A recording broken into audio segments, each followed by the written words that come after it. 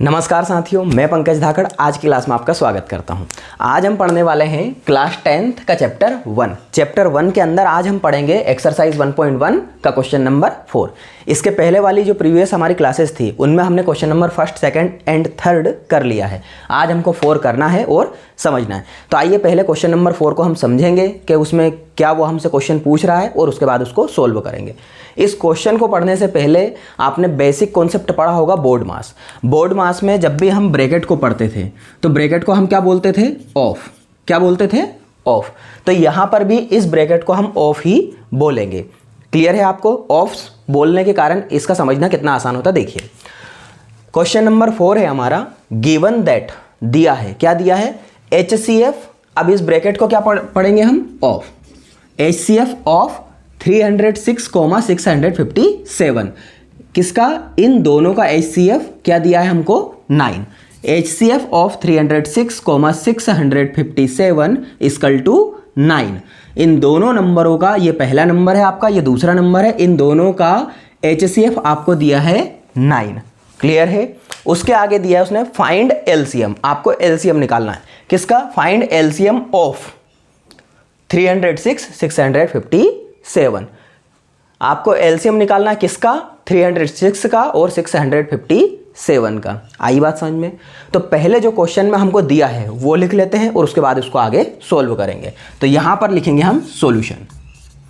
Solution में क्या लिखेंगे हम? सबसे पहले उसने दिया है हमको HCF of 306 and 657 equal to 9। मतलब ये पहला नंबर है, ये दूसरा नंबर है और इन दोनों नंबर का जो HCF है वो कितना है? 9। ये तीन चीज़ें यहाँ पर दी हुई है तो इनको हम लिख लेंगे। यहाँ लिखेंगे हम गिवन।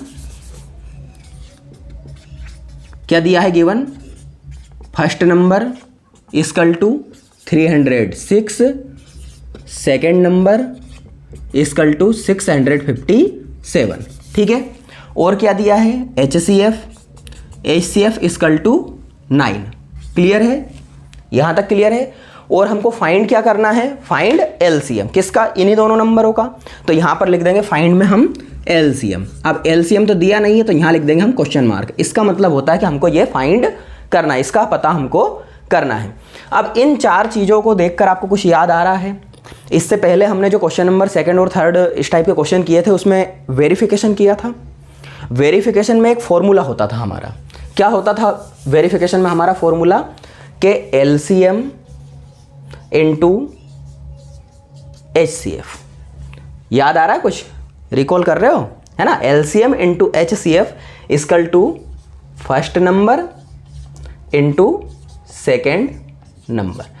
यह एक तरह का फॉर्मूला भी है और चेक करने का, वेरिफिकेशन का प्रोसेस भी है। इसमें देखिए हमें क्या क्या दिया। वहाँ से अगर हम देखें तो हमें दिया है फर्स्ट नंबर, फिर हमें दिया है सेकंड नंबर, फिर हमें दिया है HCF और हमें निकालना क्या है? LCM।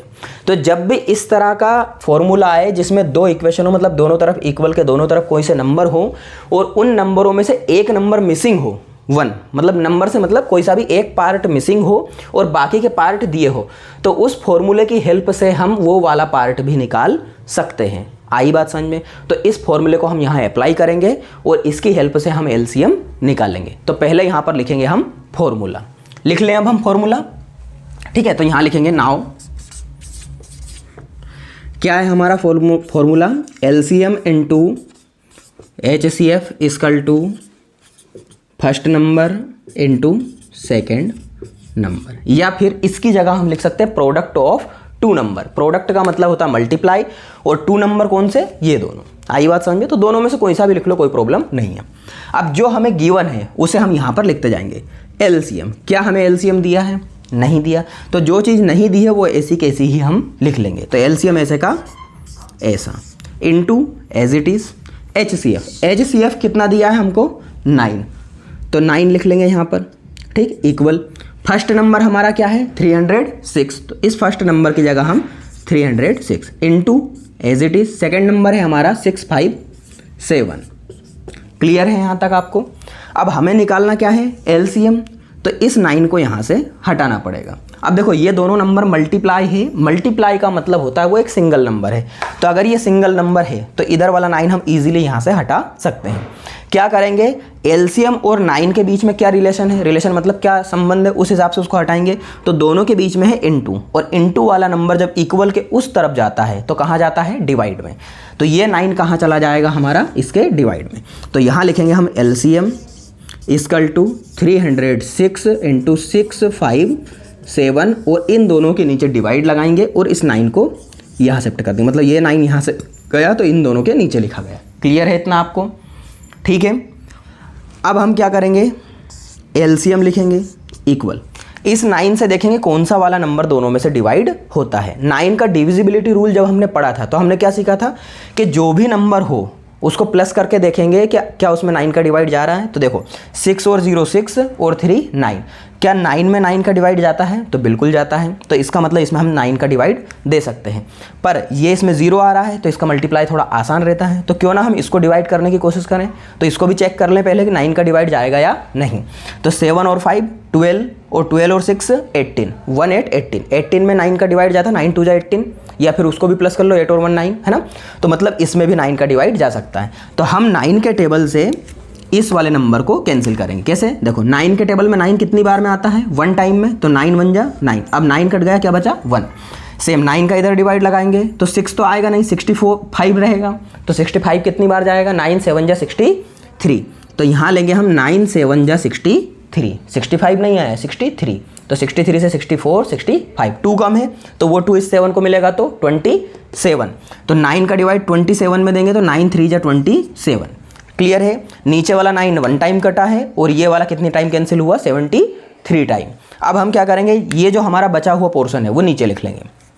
तो हम लिखेंगे यहाँ पर 306 इंटू, ये कैंसिल होकर कितना बना 73, और डिवाइड में कितना बचा 9। तो अगर हम डिवाइड में 1 लिखें तो उसका कोई सेंस नहीं है, तो इसलिए हम 1 यहाँ पर नहीं लिखेंगे। अब हम क्या करेंगे, इन दोनों का मल्टीप्लाई करने पर जो भी आंसर हमारा आएगा वही इसका फाइनल आंसर होगा। तो कर लेते हैं हम मल्टीप्लाई, एलसीएम इक्वल टू, इन दोनों का एक तरफ मल्टीप्लाई कर लेते हैं, 306 इंटू 73।